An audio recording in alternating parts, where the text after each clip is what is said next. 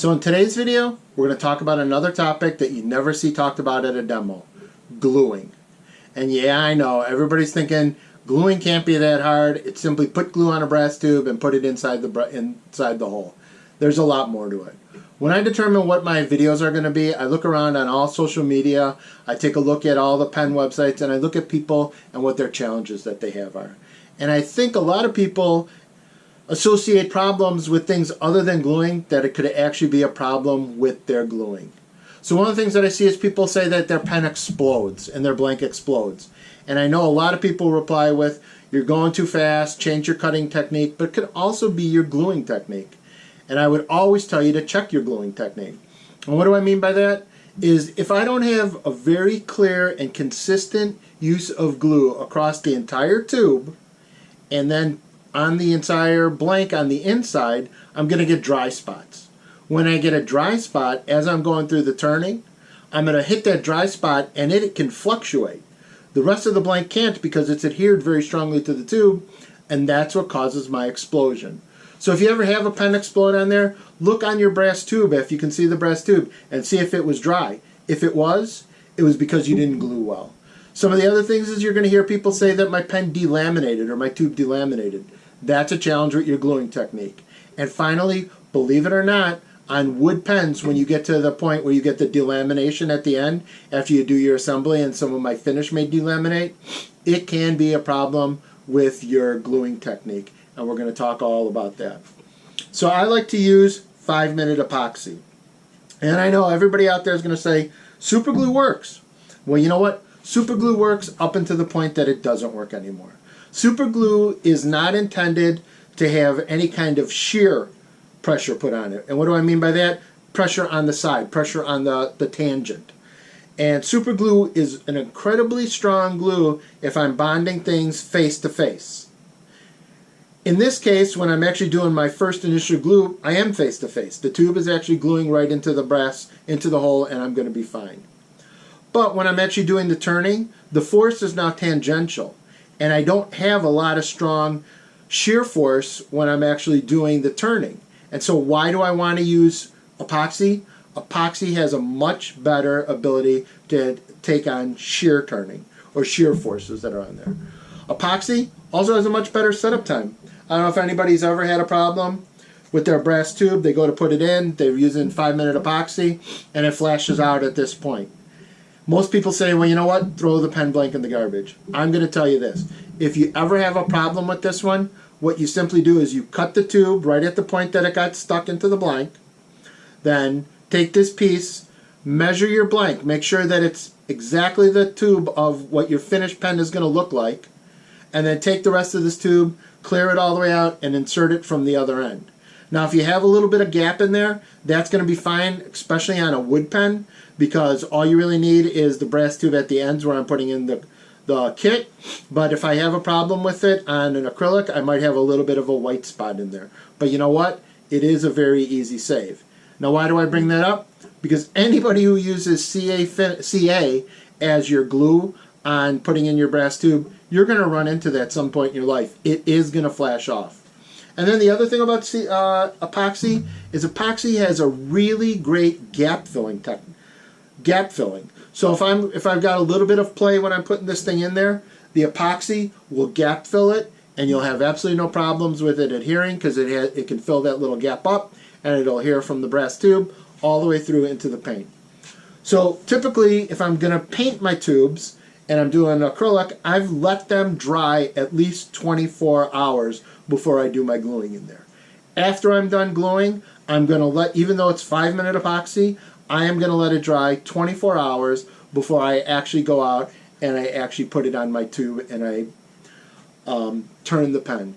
And you're going to see when we come back from the technique, we're going to talk a lot about heat and heat being our enemy and what some of the challenges are and how I tie this all back together with what your problems were and why it could be a gluing technique.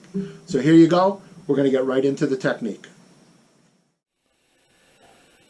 So as I mentioned earlier in the video, this is not a very difficult technique. What we're going to do is we're going to go through how I glue together my pens. So the first thing that I do is I'll take the pen blank that I've got. Notice here I do have them marked. I have it marked as to which way I want to put the tube in and the direction that I'm going, so then that way I can get perfect grain line. And if you've watched some of my other videos, you'll see here that I've got numbers on the blank. That will let me put the blanks back together if I have a series of blanks that are of the same wood or of the same texture. So the first part is simply testing my fit. And you can see here what I'll do is I'll take the tube and I'll put it in, I'll pull it out, I'll make sure that it goes in very easily. You're going to ask, well, if I just drilled the pen and I tested it after I drilled it, why do I have to retest fit it? And the answer is real simple. As pens are drilled, they build up heat. And acrylic builds up heat and wood builds up heat. So the problem that you're going to have is heat will make things expand. And then as the pen comes back or the blank comes back to its temperature, it's going to then go back to a different shape. So I always test fit my blank. You can see here, here's a piece of acrylic. Here's the top to the acrylic, goes in perfectly fine. Now remember, on the acrylic, I've also painted the inside of the tube, as you can see here. So I do have a little bit extra for the paint, but it went in perfectly fine. But when I take its counterpart, or the bottom of it, and I go and I put it in, you can see here, I cannot, for the life of me, get that tube in there. And if I look in there, and you see in there, there's a little bit of glue peeling up. So I will have to correct that, and I will adjust that. So before I do any of my gluing up, I'll line up all my blanks, and I'll put in the marks together, and I'll just test to make sure that the tubes go in and out very easily. So I like to use, as I said, the 5-minute epoxy, and I'll let it sit and I'll dry. And I always start with the resin, and then I'll add my hardener to the resin. And what you're trying to get here is an equal mix of the hardener and of the resin. So in this case, I always use a cutting board as my backer, and then I put on a real quick sheet of wax paper. So what I'll do is I'll simply take my resin, I'll pour out, a reasonable drop that I have there, and I always do it in a circle. Why do I do it in a circle? Because you're going to see now when I add my hardener, it's going to be real easy for me to get a match from resin to hardener and the exact same amount. Because what I'll do is I'll simply take my hardener and I'll put it out above the wax, above the circle, and I'll fill up that circle. Now I know that I've got a reasonable amount of both hardener and resin, and I've got it in a reasonable exact match. I typically take a screw and I'll just sit here and I'll mix it and I'll mix it and I'll mix it and then I'll mix it. And then when I think I got it mixed, I'll mix it a few more minutes to make sure that I've got everything in there and I've got all the glue ready to go. So we don't have a lot of time, so I'm only going to mix up what I would typically do in the 5 minutes because it is a 5-minute epoxy. Put it on the side. Now, if you're new to this and you don't have a really great technique, we want to try avoid getting any of the glue inside the tube. So I've seen people use silly putty. I've seen people use potatoes and stuff it in there and pop it in there. I love that idea. It's a very easy technique to make sure that we're not going to get any glue inside the tube. The other thing that we're going to do, though, is as you get practice and as you get experience, you're going to find that you really don't need to go to that one. But you know what? If you're going to do it and you're going to use epoxy, it's a great way of making sure that you don't get any glue in the tube. The beauty of the epoxy, though, is we can use a file or anything there. If we did get a little bit of glue inside the tube, we'll be able to pull that out. And I'll talk about that in a few minutes when we get back out of the technique. So you can see here what I'm going to do is I'm going to take the tube, I'm going to roll it into the epoxy. And notice that I concentrated on getting glue on the front end. And I'm not as worried about the back end at this point. So now I'm going to take my tube and I'm going to simply put it in.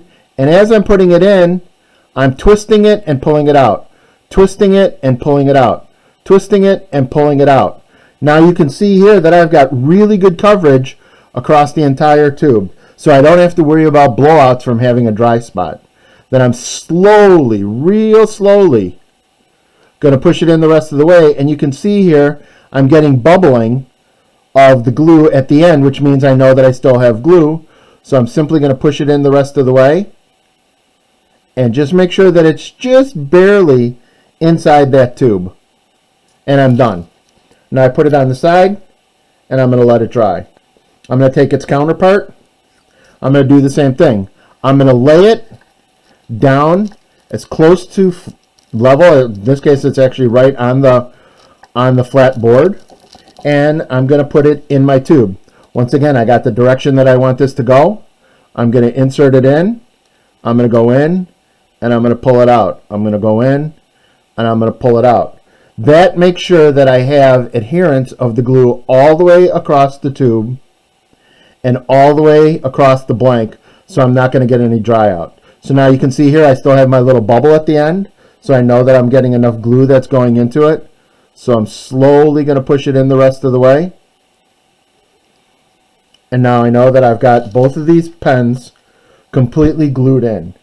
Now I'm going to talk about this when we get back, but you're going to see here that I have a significant amount of extra wood on the end of this one. That this tube here, especially for the short end, only goes up to about there. And you can see I've got about 1/4 of an inch left over on the other side. But on this one, I am really close to the end, and I'm, depending on the perspective, it looks like it's over. But if I move the camera over, you'll see that I'm right at the end on that one, so I'm perfectly fine. So this is going to come into play when I talk about finishing it. But as of right now, that's all we need to do. Hopefully you feel the techniques that we just talked about are very easy. A couple things that I want to reiterate is the fact that test fitting is always very important. When we drill, we can cause heat buildup, the heat will dissipate, and the hole will change. We always want to make sure that we test fit. So from the rest of this point on, we're also going to talk about heat. Heat is going to be our enemy. And we want to make sure that we talk about why we don't want to introduce heat into the equation when we're doing this one.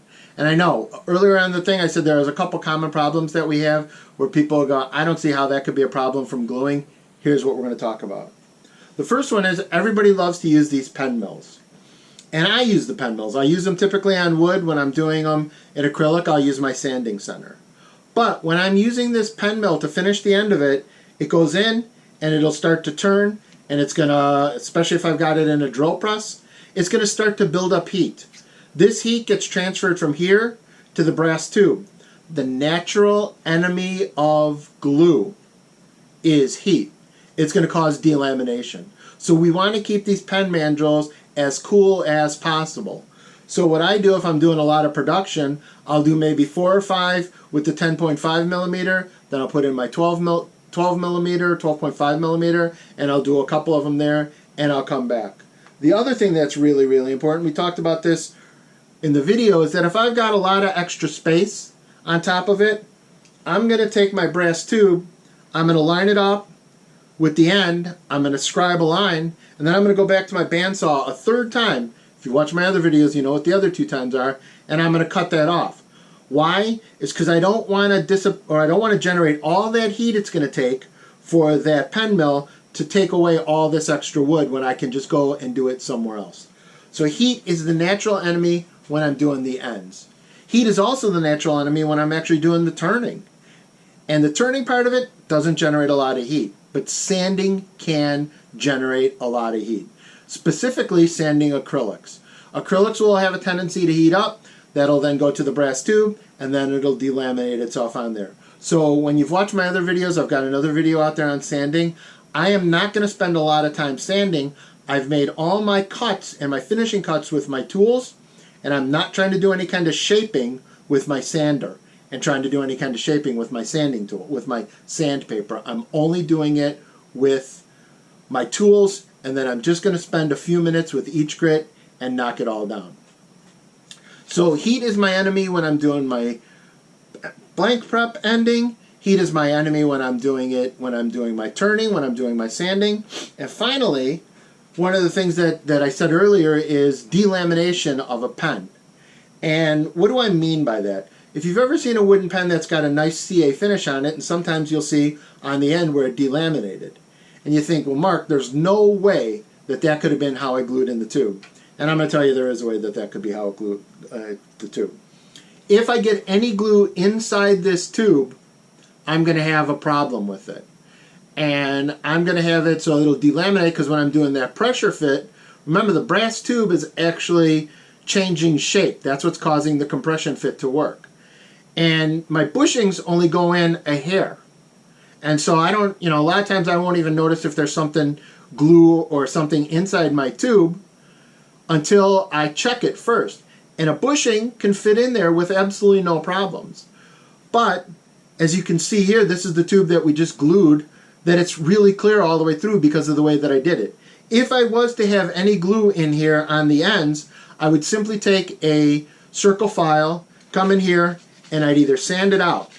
I've seen people, and kills me when I see people, take this end of the file and try to pry the glue out. You never, ever, ever want to do that. Why? Because I'm not putting a uniform force across the tube now, right? I'm actually putting a force here as I'm pulling it out. And this works too if you ever get acrylic in there when you're actually doing casting. And I see people try to put a force in here. And so I'm putting a force just here. I don't have a very uniform force across the whole blank. And what's going to happen is that little part of the brass tube is going to move and then shift back, and that's what's going to cause your delamination. So if I have excess glue anywhere inside this tube, when I'm trying to do my compression fit, I can cause a delamination of the outer finish on there simply by the fact that I pushed it in, pushed that outer finish off, and then I got past that little piece of glue, like the end of the kit got past that piece of glue and then came back down, that glue didn't adhere to it. So you know what? That can happen, and I promise you, if you do this stuff right and you keep your brass tube clean all the way through there, a lot of your problems you're not going to have. So you're not going to have the problem of blow up, right? Because I've shown you a technique that gets a consistent finish or a consistent glue pattern all the way across it. You're also going to not have a problem with delamination anymore, right? Why? Because we've talked about all the sources of heat, and we're eliminating all those sources of heat while we're doing the assembly, the turning, and the end finishing. And finally, we're not going to have a problem with delamination. Why aren't we going to have a problem with delamination? Because we've checked the tube and we've made sure that through our gluing technique, we don't have any glue that's left in the tube. So as I said, I'm an advocate of 5-minute epoxy. I know people are going to say you can use super glue. Super glue will work all the way up, as I said, to the point that it doesn't work. And you're going to be stuck. So with that, I'm done. As always, I'll say the same thing that I say, is if you get a chance and you like this video, please give me a thumbs up. Give me a comment. If there's any other videos that you'd like to see me do, other topics you'd like to see me handle, put a comment down below. I do check all my comments, and I make sure that I try to get them all in, and we'll see what other videos I can do. So with that, I thank you for taking the time to watch my video. Hope you learned something. Thank you. This video made possible by the fine folks at Exotic Blanks. For all your pen making needs, Exotic Blanks has you covered. Find them at www.exoticblanks.com. And also by Pen Makers International, the educational source for pen making.